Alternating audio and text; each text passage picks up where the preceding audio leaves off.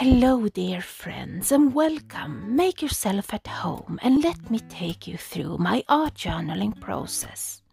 My body is in pain and I needed an outlet to create without a plan and just for fun. So I went through my stash and pulled out my Dina Wakley stamps and stencils that my friend Linda sent me, and I picked the colors randomly to take some pressure off. I find a blank page in my big Dylusions art journal and I cover it with a coat of clear gesso. Gesso is a thick acrylic paint that seals my page and helps me add and take away color. My favorite color in this lineup is Cheddar. That is the perfect orange to me, and I brush it on my page together with a yellow lemon zest.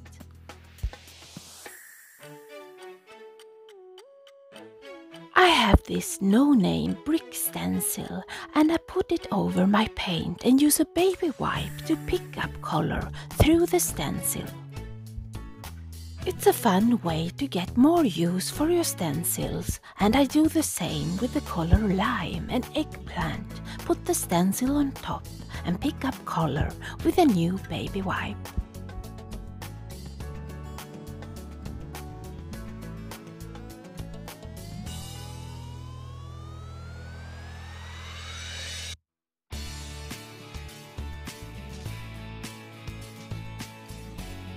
I have this old book from second hand with beautiful writing, and I tear my pages into thin strips to add some texture. I use Dina Wakley's soft gel medium and put down the gel medium in random places, and then I stick down my paper strips and seal them with more gel medium. I feel I need more stenciling, and I use this beautiful stencil in the same way as before, but this time I brush on black and use a baby wipe to take away color. Then I flip my stencil over and let the black still left on the stencil make this mark.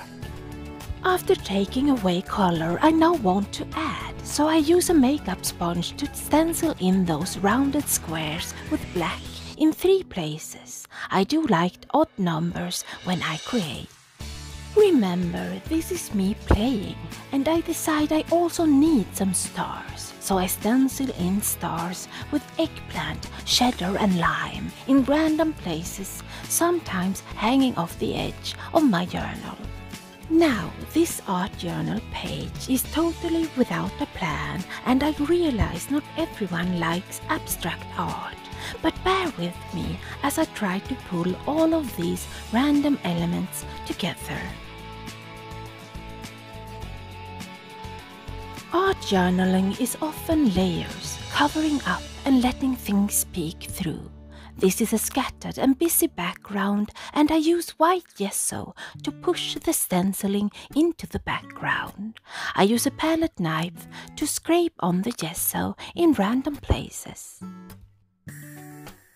After a quick dry, because I'm impatient, I pull out a favorite alphabet stencil from Dylusions, and I use black paint on a sponge and stencil in those black letters all around the page to keep it together and give it a frame.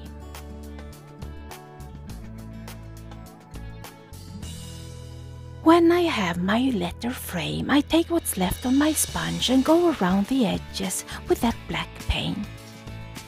At this point I want to add stamping, and I use a stamp set from Dina Wakley and StaysOn black ink, which is a solvent-based ink that works well on non-porous surfaces like acrylic paint.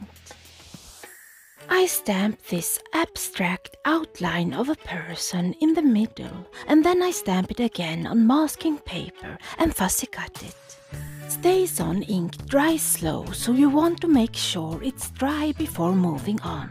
I place my mask over the outline and choose a more solid human shape to stamp next. I don't want the solid stamp overlapping the outline, and by using the mask I don't have to worry about that. I want a crowd of humans, so I use the outlined human 3 more times, and I don't mask the solid images because it's all stamped in black, so if the outlined image overlap, it doesn't show. I give it a quick dry before I start doodling in some details with a black and then a white posca pen. I outline the stars in black and then the letters in white to really make them pop. I use a white posca pen to trace the stamped images to define them more so they don't blend in too much. For a sentiment, I chose this small sentiment saying, "Don't be tamed," and I stamped that over the crowd. And with that, this free playtime art journaling page is finished. I hope you feel inspired to play more and just have fun. Thank you so much for watching. Until the next time, see you soon.